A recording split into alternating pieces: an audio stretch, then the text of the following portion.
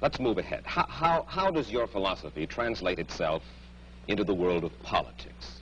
Now, one of the principal achievements of this country in the past 20 years particularly, I think most people agree, is the gradual growth of social protective legislation based on the principle that we are our brother's keepers.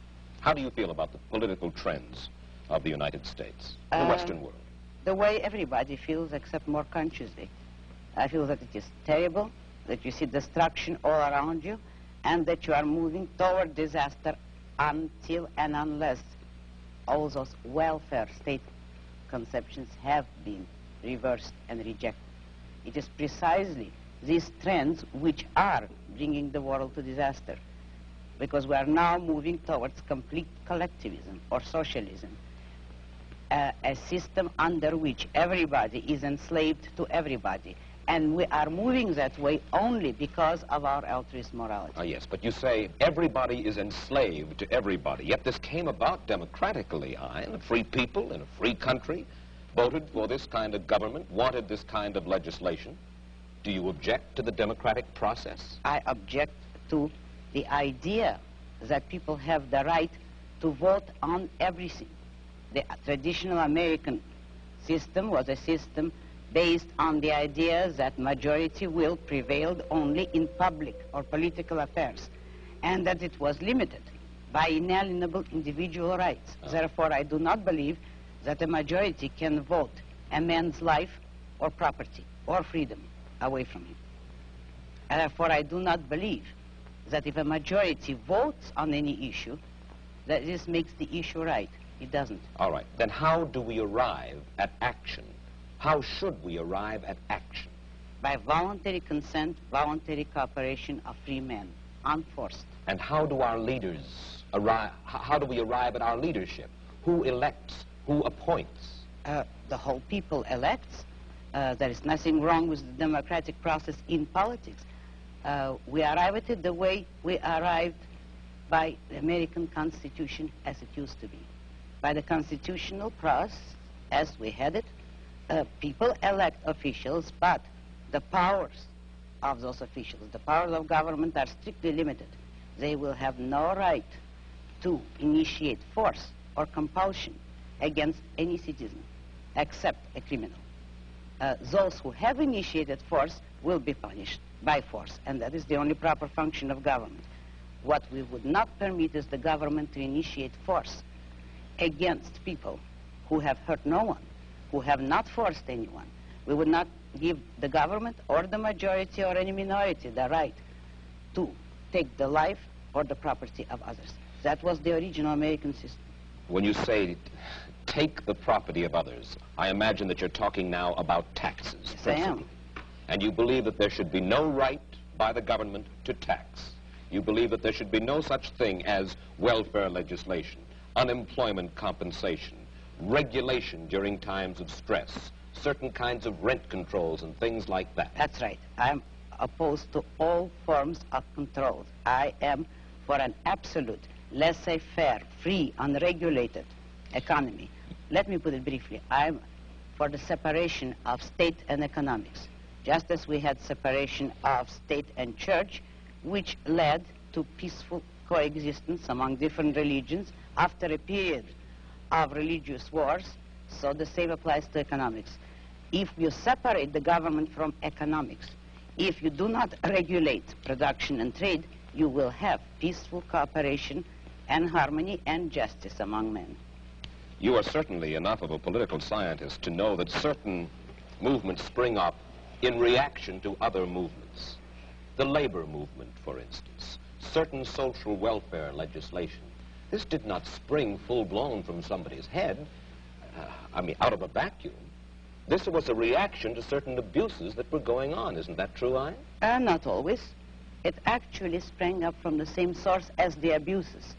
If by abuses you mean the legislation, which originally had been established to help industrialists, which was already a breach of complete free enterprise. If then, in reaction, labor leaders get together to initiate legislation to help labor, that is only acting on the same principle, namely all parties agreeing that it is proper for the state to legislate in favor of one economic group or another. But what I'm saying is that nobody should have the right, neither employers nor employees, to use state compulsion and force. But when you for their own interests. when you advocate completely unregulated economic life in which every man works for his own profit, you are asking, in a sense, for a devil-take-the-hindmost, dog-eat-dog society, and one of the main reasons for the growth of government controls was to fight the robber barons, to fight laissez-faire, in which the very people whom you admire the most, Ayn,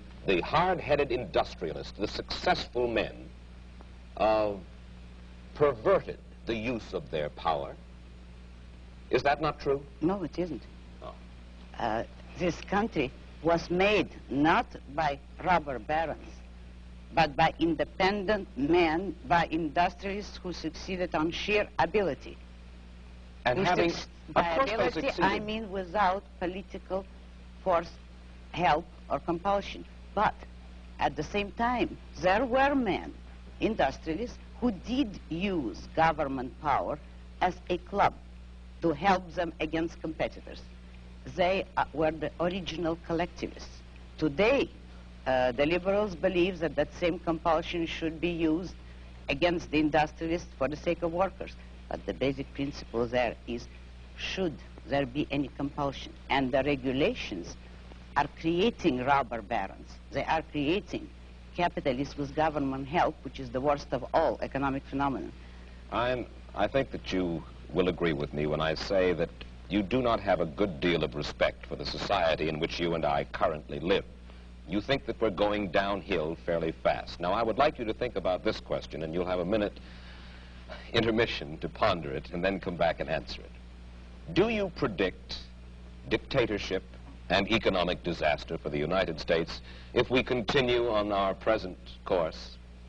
Do you? And we'll get Ayn Rand's answer in just a moment. And now back to our story. All right, Ayn Rand, what I'd like to know is this. Since you describe it as happening in your novel Atlas Shrugged, do you actually predict dictatorship and economic disaster for the United States? If the present collectivist trend continues, if the present anti-reason philosophy continues, yes, that is the way the country is going. But I do not believe in historical determinism, and I do not believe that people have to go that way. Men have the free will to choose and to think. If they change their thinking, we do not have to go into dictatorship. Yes, but how can you expect to reverse this trend when, as we've said, the country is run by majority rule through ballot, and that majority seems to prefer to vote for this modified welfare state? Oh, I don't believe that. You know as well as I do that the majority today has no choice. What do you mean? The majority has never been offered a choice between controls and freedom. How do you account for the fact that an almost overwhelming majority of the people who are regarded as our leading intellectuals and our leading industrialists, the men whom you seem to admire the most, the men with the muscle and the money, favor the modified capitalism that we have today? Because it is an intellectual issue. Since they all believe in collectivism, they do favor it. But the majority of the people has never been given a choice. You know that both parties today are for socialism, in effect, for controls, and there is no party. There are no voices to offer an actual pro-capitalist, laissez-faire economic freedom and individualism.